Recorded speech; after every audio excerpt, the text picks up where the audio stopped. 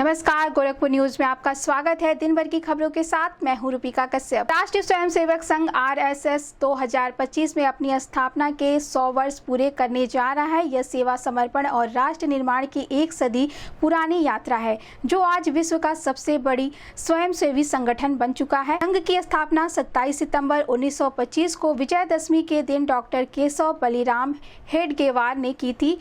इन 100 वर्ष में संघ ने सामाजिक, सांस्कृतिक और आध्यात्मिक चेतना के उत्थान में महत्वपूर्ण भूमिका निभाई है।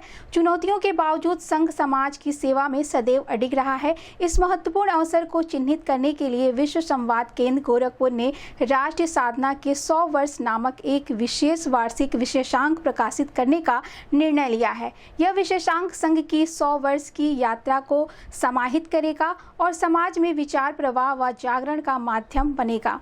इस विशेषांक का भव्य लोकार्पण 27 सितंबर 2025 को शाम 5 बजे योगी राज गंभीरनाथ प्रेक्षागृह तारामंडल में किया जाएगा। कार्यक्रम के मुख्य वक्ता राष्ट्रीय स्वयंसेवक संघ के अखिल भारतीय सह प्रचार प्रमुख नरेंद्र ठाकुर होंगे, जबकि प्रसिद्ध व्यवसायी गैलेंट ग्रुप के चेयरमैन चंद्र प्रकाश अग्रवाल मुख्य अतिथि के रूप में उपस्थित रहेंगे। विशेषांक के संपादक प्रोफेसर सदानंद गुप्ता हैं।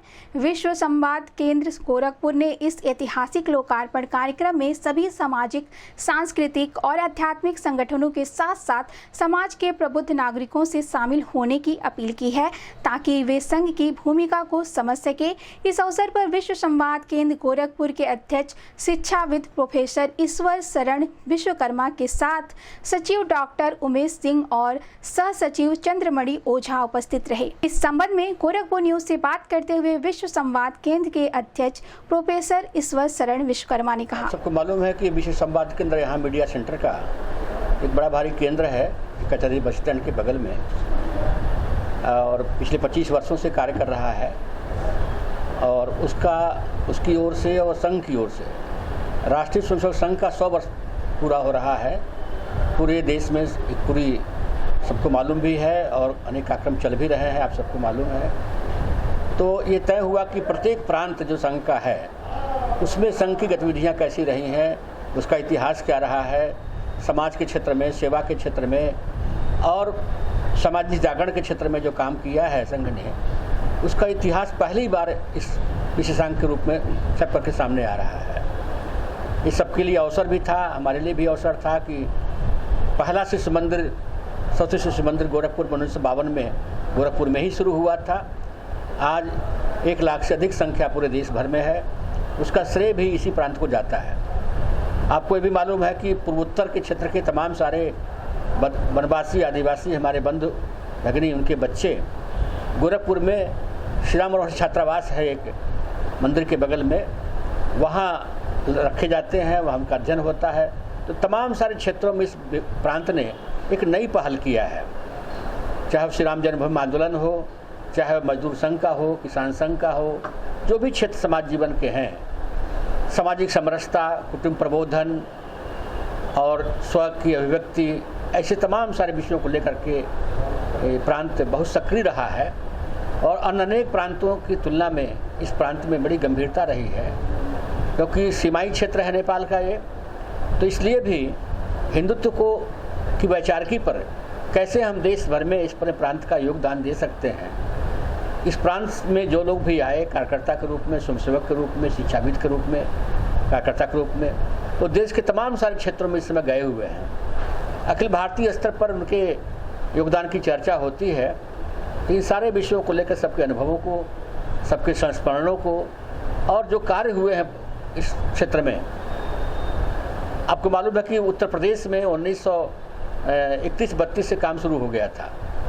25 में संघ की स्थापना हुई, उसके बाद ही भौराज देवरस जी के प्रवास यहाँ हुआ और तभी से दीनदयाल उपाध्याय, भौराज देवरस और नानाजी देशमुख, इन सब मनीषियों के नाते इस पूरे क्षेत्र में काफ़ी काम चला।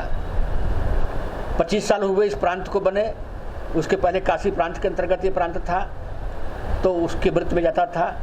अब हम इन 25 वर्षों के इतिहास को लेकर के, उसके पहले की पृष्ठभूमि को लेकर के हम समाज में गए हैं। प्रत्येक जिलों के लोगों ने बड़ी उत्साह दिखाया है।